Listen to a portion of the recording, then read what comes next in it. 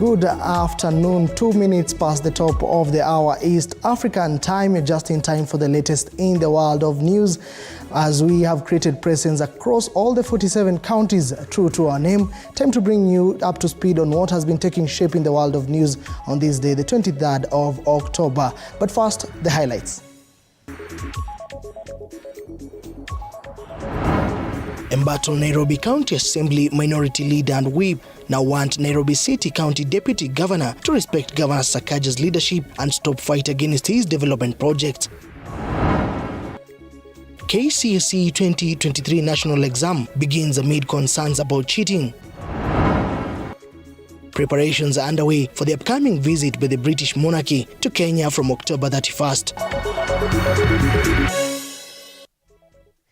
Welcome to the broadcast. My name is Moige William. Starting off, in a bid to promote Mount Kenya interest in the country, NAK Kenya Party leader, that is Martha Karua, and embattled Jubilee Party Secretary General Jeremiah Kioni have launched the Kamwene Unity Forum, set to have its branches in the larger Mount Kenya region. Nevertheless, Karua says the opposition leadership was still strong and working together to put the government of the day on the spot. Of the people of the mountain.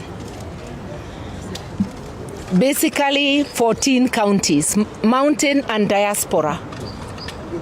And it is for us to talk about our interests, political, economic, socio, cultural, spiritual, and also to unite us so that we solidify our voice, so that the voice of Kamwene becomes the voice of the mountain. And that's one of the resolutions today, that we consolidate our voice under Kamwene so that when we speak, you will hear the mountain roar. Yeah. You can add, my colleagues can add. No, there are no two truths. The truth is one, and we have told you what we are about. Unless you have some additional questions, you will do better at plenary, because plenary will reach certain resolutions binding on all of us, which will be in about an hour's time.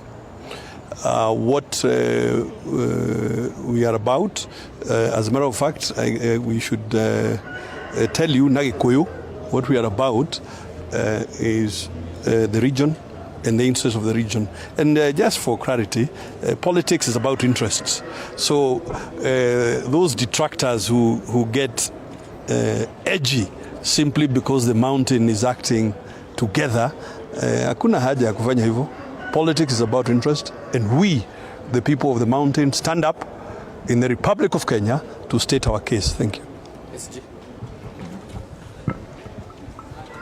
There are clear indications of political, economic annihilation of this community. And it starts slowly. We ignored the very negative campaign that was unleashed to our people more than 4 or 5 years ago. And we thought that people would be able to differentiate between everything that is right and what is wrong. We are now paying dearly as a community.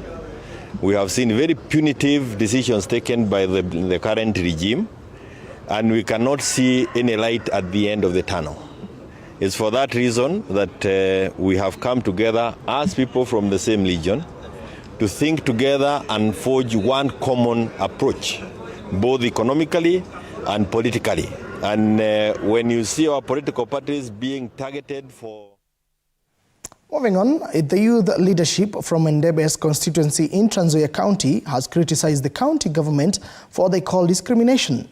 Led by Dennis Mulongo Wanjala, youths in the area have complained about the exclusion of employment opportunities that are provided by the county government, a situation in which many young people are left with nothing to do in life while job opportunities go to people from other areas. The youth have now called upon the county leadership and Governor George Natembeya to come forward and intervene, including finding a permanent solution to the problem.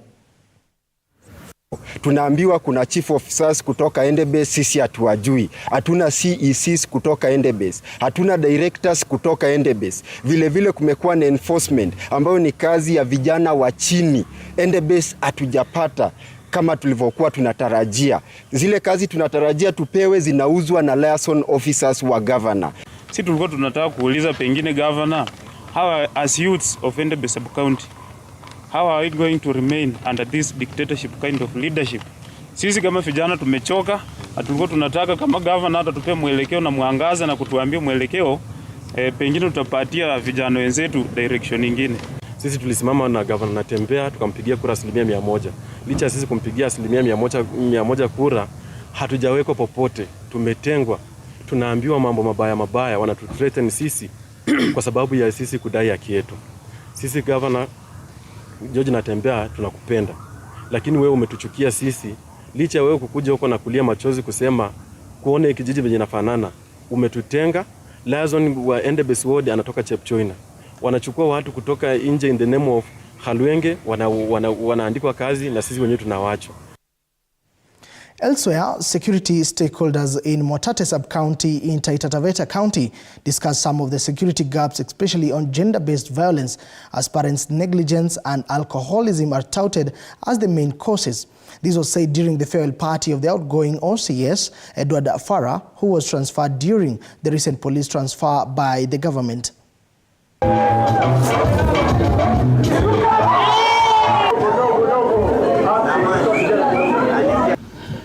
Mimi nazaliwa ndio asili yake.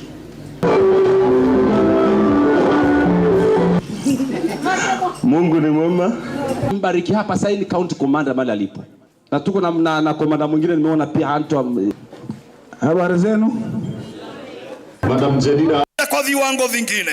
Unawacha na wale wazee nilisikia kwamba tuko na community policing. To tighten it.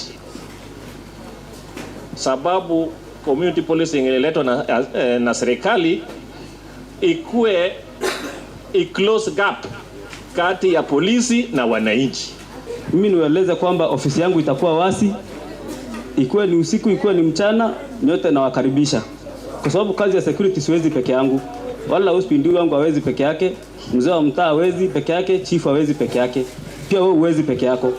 Lakini tukishirikiana sisi wote tushikane mkono tukue kitu moja, basi eneo yetu itakuwa salama. Kwa hivyo nataka kumshukuru na kwa ajili ya mengi, maana yeye nimemjua kwa jambo lingine mbalo. Ukiwa wewe ni mtiichi unayetii sheria, basi unakuwa rafiki. Lakini ukiwa mvunjaji sheria, basi unakumbana naye. Kwa hivyo ni mtu tumekaa naye kwa hiyo miaka, basi kwa njia nzuri sana.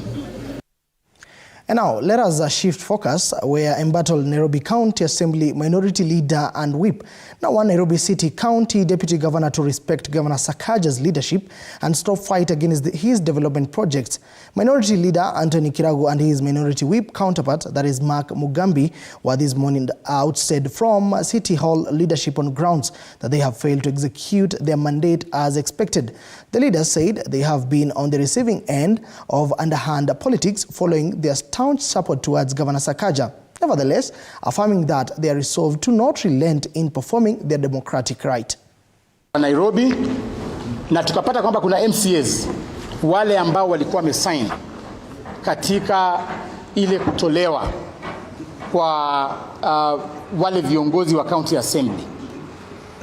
Kikatiba na kisheria, sisi kama secretariat inafaa tupeleke hiyo barua vile hao wanataka, kwa sababu kutoa viongozi wa county assembly ni jukumu la MCAs. So sisi kama secretariat tuliandika barua leo asubuhi, tukasema kwamba yale mapendekezo ambayo wale MCAs walikuwa wamesign yatimizwe na yule speaker wa county assembly. Lakini masaa mawili baada ya hiyo barua, tukapata barua nyingine kutoka kwa members wale ambao walikuwa wamesemekana kungatuliwa kutoka kwa uongozi, kusema kwamba zile signatures ambazo zilikuwa kwa ile barua zilikuwa fake. Na sisi kama secretariat kazi yetu ni kuwa na usawa.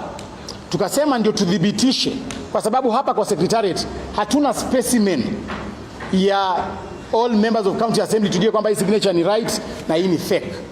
Hata hizi zimekuja kwa affidavit, hatujui kama bado ni right ama kutakuwa na affidavit nyingine inasema kwamba tena ni fake. So tumesema kwamba kumaliza hiyo story yote, tuite mkutano hapa wa viongozi wote wa county assembly on Thursday saa 4 asubuhi. Tumealika hata viongozi wengine wa chama wakuje tuelewane kama viongozi wa county assembly, tujue ni wangapi waliweka sahihi na ni wangapi hawakuweka sahihi. Sisi kama secretariat tutakuwa na usawa kabisa. Kama sahihi zitafikishwa, zisemekane kwamba hawa viongozi wametoka katika uongozi, hata kama ni marafiki zangu, sitakuwa na budi bali kuwaachilia. Mimi nitafuata yale ambayo wengi watakuwa wameamua. Na kama wengi wataamua kwamba wako na confidence na uongozi wao, basi wataendelea kufanya kazi na sisi tutawarecognize kama MCAs na kama viongozi wetu. So swala la nani ndio leader of minority at the moment, bado tunafuata sheria kwamba ndio leader of minority ama whip atolewe kwenye kiti, inabidi speaker communicate katika plenary, na baada ya hiyo communication ndio replacement ya ile. Let us shift gears. Over 22 schools in Uasin Gishu County are facing hunger crisis, forcing a local NGO to step in to manage the situation. The Uasin Gishu women representative, that is Gladys Bose-Sholei, has taken the initiative to feed the schools with the aim to help retain students in schools across the county. This comes amid preparations by the students for the national exam set to start next week. In Uasin Gishu County there was an NGO called Mary's Meals, which was providing food to 22 schools in Uasin Gishu County, retain the children at school. And two, the number of children coming to school increases significantly. Because as long as the parents know, if these children go to school, then I don't have to cover their meals for the day. Whereas if they stay at home, the parent is wondering, how am I going to feed them? So the parents know that they have eaten for the day. That's why it's, if you look at when the feeding programs that have existed in the past, and thanks to Mary's Meals, they have actually increased the number of children in this particular school. We have not been able to give children food for the last couple of weeks since Mary's Meals pulled out.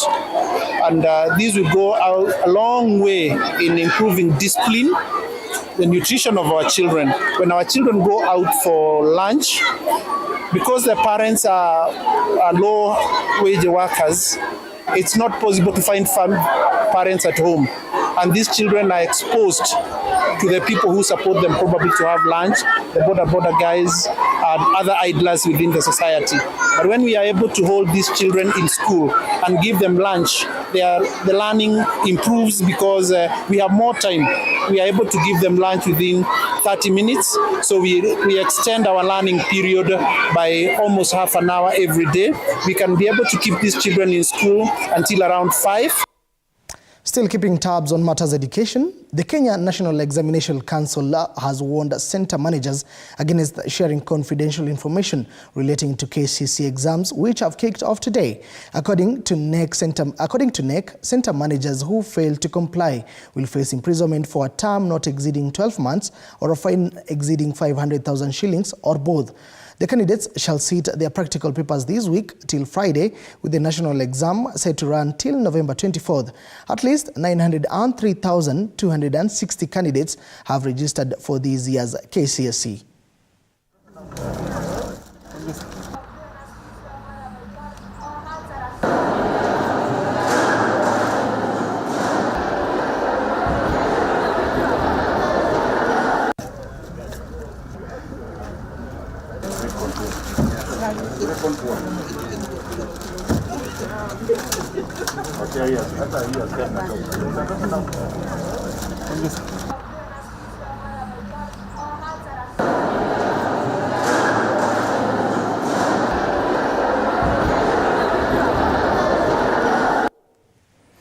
Now, to matters agriculture.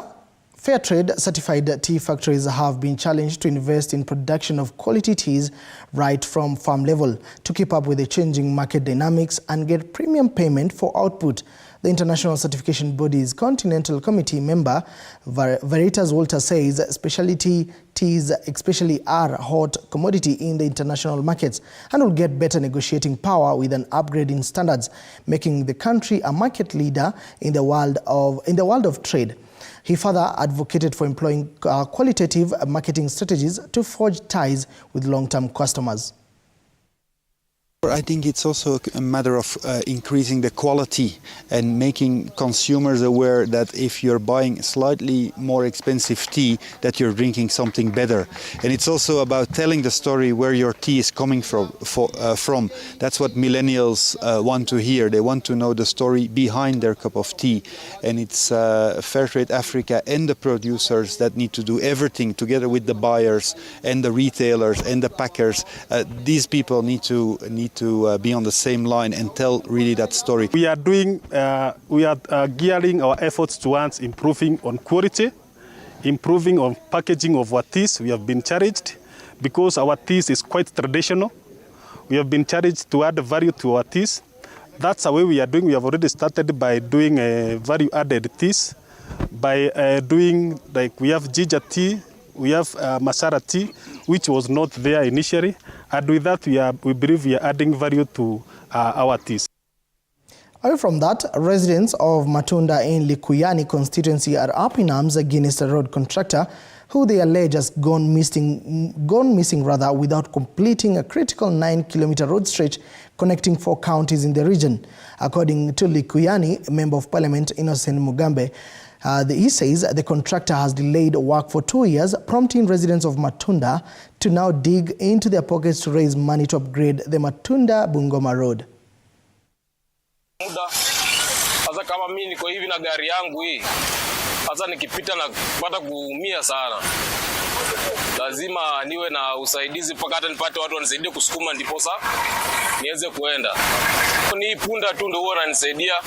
Nashughulika na kabisa kuanzia nikuwe mdogo. Unabeba nini? Nabeba matofali, nabeba mchanga, hata mti nabeba. Pili iliyopita mwanakandarasi alipewa hii barabara iweze kuwekwa lami. Lakini kufikia sasa aliweka tu kibao na akapotea. Tutashinda kila wakati sisi wenyewe tutafute pesa kwa mifuko yetu kuja karabati. Apologies for that. Elsewhere, dedicated leaders from Mandera County have taken a proactive approach by introducing. All right, I'm being directed with